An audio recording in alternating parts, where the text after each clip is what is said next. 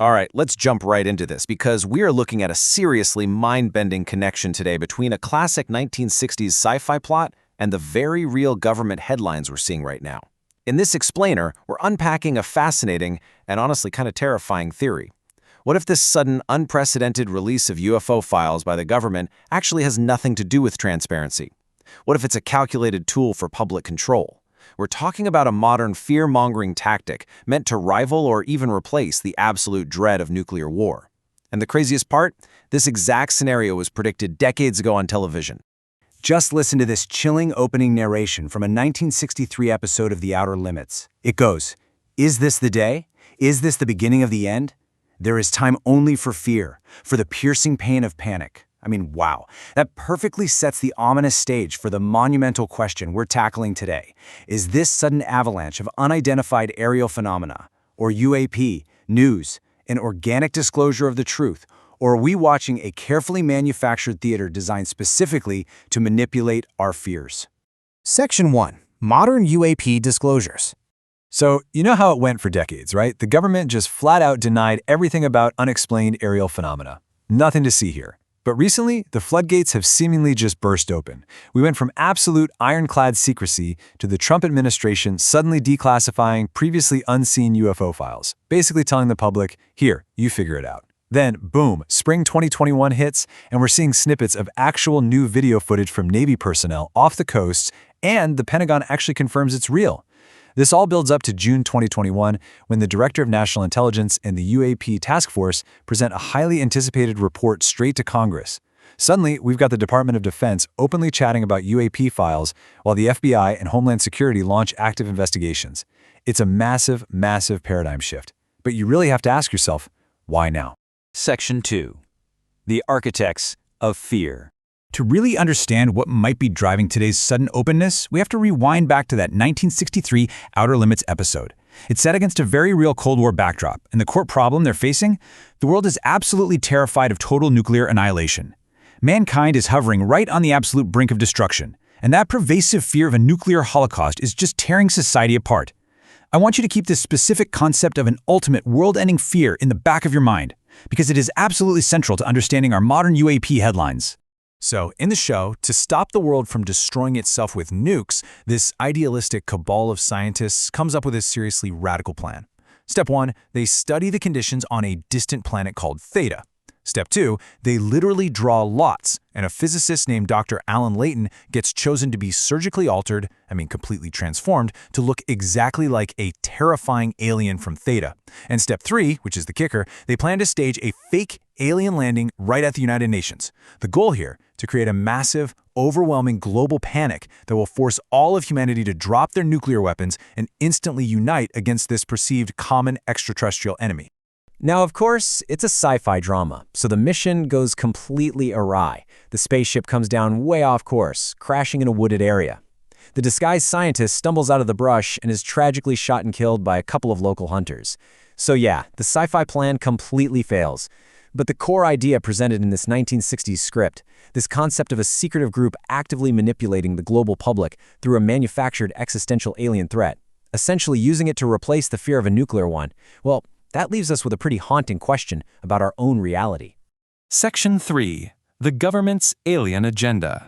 Could this sci-fi premise of a manufactured alien threat actually exist within our own bureaucracies right now? To figure that out, we're turning to the meticulous historical research compiled in Jim Marrs' definitive book, Alien Agenda. Marrs basically dug deep into the history of how the government has handled the extraterrestrial phenomenon, and what he found was a long, undeniable pattern of intense secrecy and manipulation. Look at what the historical record points to. A massive, practically uncontrollable intelligence bureaucracy that has been actively managing the UFO narrative since 1947. We're talking about the whole alphabet soup of agencies, the CIA, the DIA, the NSA, gathering incredible amounts of data while keeping the public completely in the dark. Then you have the famous Project Blue Book, which sources heavily suggest was essentially just a public relations diversion, a magic trick to quiet public clamor while the real, serious research happened behind closed doors. And of course, we have the long-rumored existence of an elite group, often referred to as MJ-12, made up of high-ranking military officers and scientists who operate with literally zero public oversight. Section 4. Conditioning the public. Okay, so if this elite structure has kept things hidden for so long, why leak the footage now? Let's compare the motives. In the fictional Outer Limits world, scientists use an alien threat for a noble cause, to unite humanity and stop a nuclear war. But the real-world theory proposed in Alien Agenda is quite a bit darker. It suggests an elite ruling class is actively using the threat of the unknown to condition the public through fear. Instead of saving humanity, they're simply swapping out that old Cold War fear of nuclear annihilation for a new, manufactured dread of UFOs. Why? To maintain political control, steer society's reactions, and make sure there is absolutely no disruption to the very institutions that keep them in power. William Bramley's research hits the nail on the head here. As he points out, war, or even just the sheer threat of some massive existential event, is an incredibly effective tool for manipulation. By simply introducing a potential intergalactic threat, you can, quote, encourage populations to think in ways they would not otherwise do.